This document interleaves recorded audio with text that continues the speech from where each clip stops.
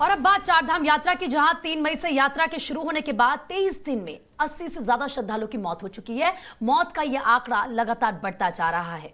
तो इन मौतों का जिम्मेदार आखिर कौन है? क्या वजह है जो संख्या इतनी बढ़ चुकी है मृत लोगों की? इस रिपोर्ट में देखिए।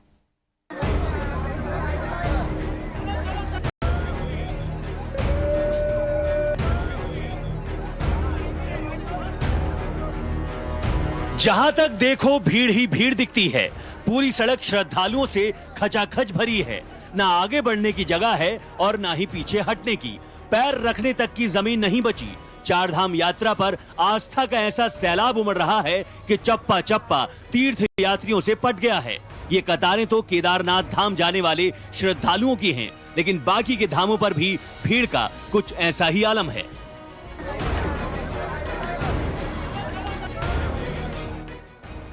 ये हाल तब है जब चारधाम यात्रा में अब तक करीब 80 श्रद्धालुओं की मौत हो चुकी है। जो यात्रा चल रही है, लगभग अभी तक 80 लोग चारधाम पे आने वाले यात्रियों की दुर्भाग्य से उनकी मृत्यु हुई है। लेकिन सवाल ये कि चारधाम यात्रा पर श्रद्धालुओं की जान क्यों जा रही है? जान गंवाने वाले तीर्थ यात्रियों में कौन शामिल है? तीर्थ यात्रियों की मौत पर जो जानकारी निकलकर सामने आई है, उसके मुताबिक मृतकों में 66% डायबिटीज और हाई ब्लड प्रेशर के मरीज थे। मरने वाले कुछ श्रद्धालुओं में कोरोना की भी पुष्टि हुई है। ज्यादातर ऐसा लगता है कि या तो उन लोगों में कोमॉर्बिड कंडीशंस रही होंगी, डायबिटीज, हाइपरटेंशन वगैरह, और कुछ लोगों में, 1-2 लोगों में कोविड की भी पुष्टि हुई है।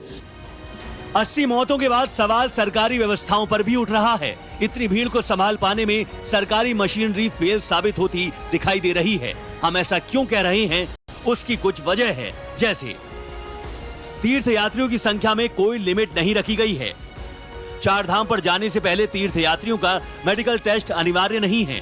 यात्रा पर कोविड वैक्सीनेशन सर्टिफिकेट और नेगेटिव टेस्ट रिपोर्ट अनिवार्य नहीं की गई। अब मुख्यमंत्री पुष्कर सिंह धामी अपील कर रहे हैं कि मेडिकली फिट लोग ही चारधाम की यात्रा पर आएं। क्योंकि और जो मेडिकली फिट नहीं है, उनसे भी मैं अनुरोध करता हूं कि अभी मेरा अनुरोध है कि जब तक वो पूरी तरह से डॉक्टर का उनको सर्टिफिकेट नहीं मिल जाता है, तब तक यात्रा प्रारंभ न करें। इधर इतने श्रद्धालुओं की मौत के बाद विपक्ष धामी सरकार को कटघरे में खड़ा कर रहा है। विपक्ष लगातार सतर्क सरकार को करते रहा, लेकिन समझ में नहीं आई सरकार के, और आज ये हालात देखने को आ रहे हैं जो बहुत ही गंभीर। अब प्रशासन तीर्थ यात्रियों की जांच कर रहा है। बीमार लोगों को बीच में ही रोका जा रहा है। दर्शन के लिए टोकन की व्यवस्था की जा रही है। यात्रियों को अनावश्यक लंबी लंबी लाइनें में, कतार में खड़ा रहने की कोई आवश्यकता नहीं है। अगर हम लोग टोकन व्यवस्था इंट्रोड्यूस कर देते हैं तो उसके चलते काफ़ी आसानी से वो उनको दर्शन मिल सकता है। इसके चलते मुख्य सचिव महोदय द्वारा निर्देश दिए गए हैं कि वहाँ पर टोकन व्यवस्था भी जो है वो तत्काल प्रभाव से लागू कर ली जाए, तो उसकी हम लोग कार्यवाही कर रहे हैं। बहरहाल मानव व्यवस्थाओं के इंतजाम की जिम्मेदारी सरकार की है, लेकिन उन लोगों को भी समझना चाहिए जो डायबिटीज और हार्ट अटैक जैसी बीमारियां होने पर भी चारधाम की यात्रा पर जा रहे हैं। जरूरी है कि वो भीड़ भाड़ के बीच यात्रा करने से बचें, क्योंकि इंसान की जान है तभी चारों धाम हैं। देहरादून से अभिषेक सिन्हा के साथ ब्यूरो रिपोर्ट, टाइम्स नाउ नव भारत।